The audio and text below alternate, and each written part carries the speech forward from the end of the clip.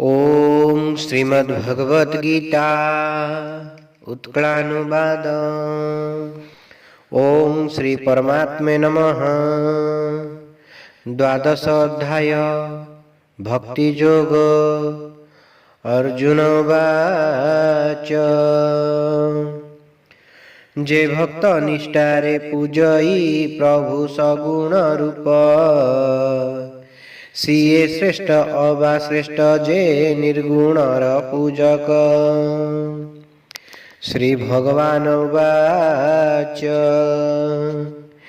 एकाग्र चित्तरे श्रद्धारे सहजे पूजे मोते सीए अटे श्रेष्ठ जोगी जे जान एहि जगते।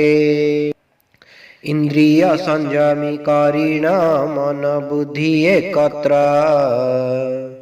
निराकार अविनाशी को पूजी सदा सतत। सर्वव्यापी जानी मोते जे करे प्राणी हित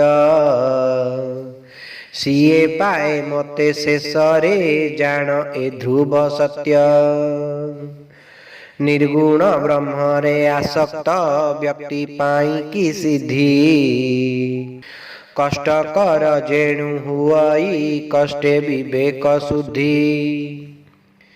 जोग युक्त होई मोठारे ध्याने रही मगन कर्म फल करी अर्पण सदा करी पूजन। स्थिर कले चित्त मोठारे हुए मो प्रिय भक्त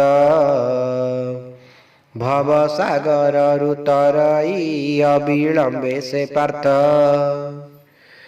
मन बुद्धि स्थिर मोठारे सदा कले अर्जुन भव सागर रुतरीण हेब मोठारे लीन। मन स्थिर जदि मोठारे सदा नुहे संभव अभ्यास जोगरे प्रवृत्त रही इच्छमो भाव। असमर्थ जदि सेथिरे कर मो पाई कर्म मोर प्रीति पाई कर्मादि दिए सिद्धि अर्जुन। नुहे जदि एहा संभव नेई मोर आश्रय मन को संयमी तेज जे कर्म फल कौंतेय। अभ्यास जोगरु श्रेष्ठ जे ज्ञान ताठारु ध्यान कर्म फल त्याग सबुठू श्रेष्ठ भवे अर्जुन। समभावपन्न दयालु पुणी ममता शून्य सर्वे करे प्रेम निस्वार्थे गर्व द्वेष तेजिण। क्षमाशील सदा संतुष्ट जोगी जे जितेन्द्रिय मन बुद्धि मोते समर्पी हुए मो भक्त प्रिय। उद्वेग रहित न दिए उद्वेग परे हर्ष ईर्षा भय रहित चित्त रखे मोठारे। शुचिवंत दक्ष निष्कामी निरपेक्षी सतत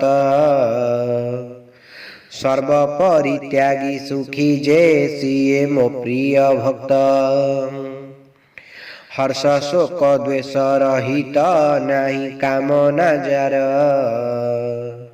शुभाशुभ परित्यागी जे सदा प्रिय मोहर। शत्रु मित्र निंदा प्रशंसा मान जे अपमान ग्रीष्म शीत सुख दुखादि भावे सदा समान। आसक्ति रहित संयमी जथा लाभे संतुष्ट स्थिर बुद्धि भक्ति युक्त जे रुहे मोर निकट। मोर गति इछि जे करे एहि समस्त कर्म श्रद्धा भक्ति पूर्ण विश्वासे सिए भक्त परम। इति श्रीमद्गीता उत्कलानुवाद भक्ति योग नाम द्वादश अध्याय समाप्त।